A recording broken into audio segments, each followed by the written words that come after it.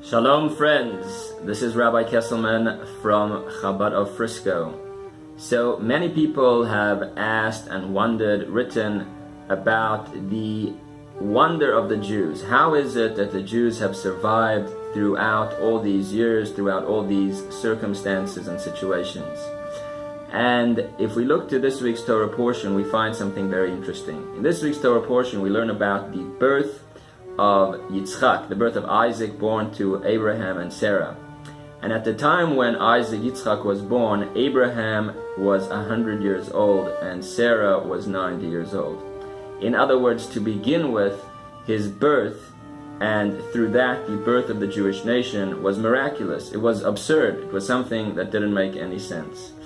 And if we think about it, why did God do this? Why did he wait till Abraham was 100 and Sarah was 90 for them to give birth to their son Yitzchak, their son Isaac?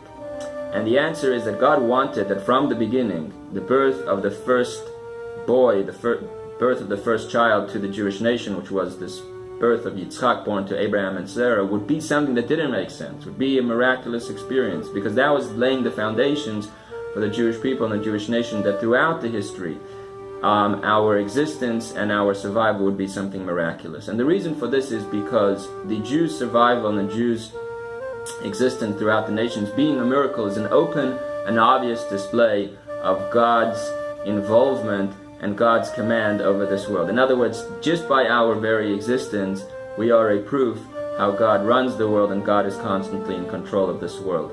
So my challenge for you today and my lesson for all of us today is to live our lives in a way we're not just, following along with common culture and those that are around us, but our lives and the things that we do are a constant, obvious sign that God is the creator of this world and God is the reminder of this world, just like it has been for so many generations, dating all the way back to the birth of Isaac.